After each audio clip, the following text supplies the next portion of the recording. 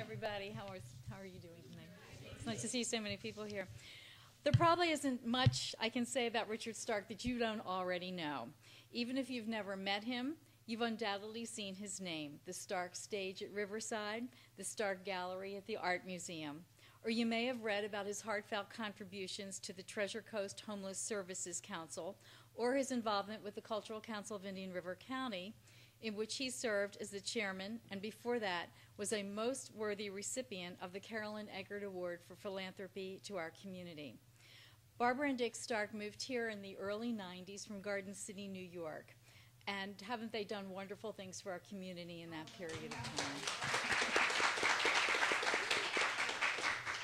Now, there's one thing that some of you may not know about Mr. Stark, in that he celebrated his 88th birthday yesterday. And since you all did such a great job singing a little while ago, we thought we'd like to wish you a belated happy birthday. So join me, please. Happy birthday to you. Happy birthday to you. Happy birthday, Mr. Stark. Happy birthday to you. And on that note, I now welcome Mr. Stark to give us a wonderful message tonight. Some of you may have heard it before. It's certainly one of those talks that you'll want to hear again and again. So, Mr. Stark? This is not gin. Probably should be.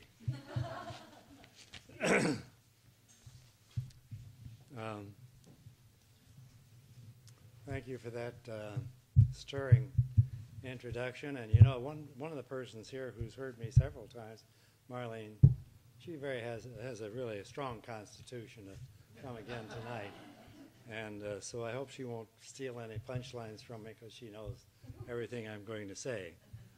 But when Susan asked, well, actually, you all know that when Susan asks you to do something, you really can't say no.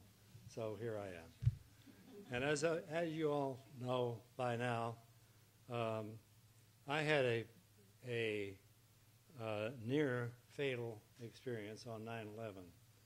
I can't speak from notes as I used to. I used to have a few notes and maybe talk for an hour, maybe not well, but I'd given that up and now stick pretty much to a text, much to the relief of people listening to me, I'm sure. Anyhow, I've spoken before to two other Rotary clubs and to the community church and to on Red Palmer's program on TV and radio. So I fear that most of you will have heard some part of my story. And in fact, I've become accustomed to being more famous for something that happened to me involuntarily than all of the good things I try to do. They don't really count for as much. But as a consequence of my survival on 9/11 against all odds and certain fate, I've become especially conscious of my good fortune in having a second chance at life and being able to grow old like other people. I did not think I was old at 80 when I went down the beam on 9/11, but by now at 88, I'm beginning to take special notice of the age factor. I find that the whole phenomenon of longevity is a much greater interest to me now, and I know I'm not alone in that, as I know a number of other octogenarians and even nonagenarians who find life has some different dimensions when you get to a certain age. As I look around this group, I realize I'm speaking to a very young group, and you'll have to make allowances. Actually, I believe that there are only one or two people here older than my daughters. My oldest daughter is 64, and I think there's probably somebody here who's 70, I don't know. Richard, but everybody else... Richard, I'm older than the door. Thank you.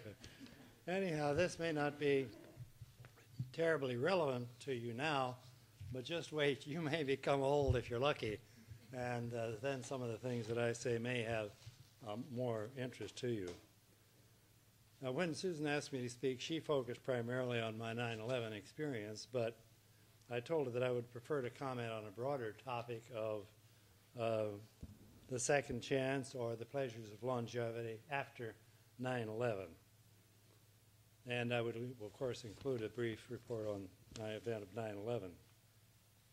You know, we old folks, when we're just the old folks around, we don't mind telling a story a second or third time. The fact is that the people that you're talking to probably can't remember that you told a story, and if they did, they will usually not say anything because they may need the same courtesy sometime when they're repeating a story. So I should explain that being a fan of the internet, I recently Googled the word longevity. Wow, the thousands of topics include medical, economic, anecdotal, sociological, historical, philosophical, religious, humorous, anthropological, to name a few. One of the most interesting was a work dealing with the question of why our bodies wear out when biologically they could have been made to renew. Speculation includes the question of improvement of the race through natural selection and the question of what did God have in mind anyhow when he made man. I decided this was all too deep for me. I'm really going to just speak about things I can understand. And I'm sure many of you have had similar experiences that may be similar to mine, so I know that it's not all that unique. To illustrate my intellectual level, I am a fan of the email and jokes, particularly, that circulate around the world again and again. And they get repeated oftentimes. And I enjoyed one in particular making fun of diet fads that are intended to increase longevity. It goes like this: remember, life should not be a journey to the grave with the intention of arriving safely in an attractive and well-preserved body, but rather to skid in sideways, Chardonnay in one hand and chocolate in the other, thoroughly used up, totally worn out and screaming, "Wahoo, what a great ride."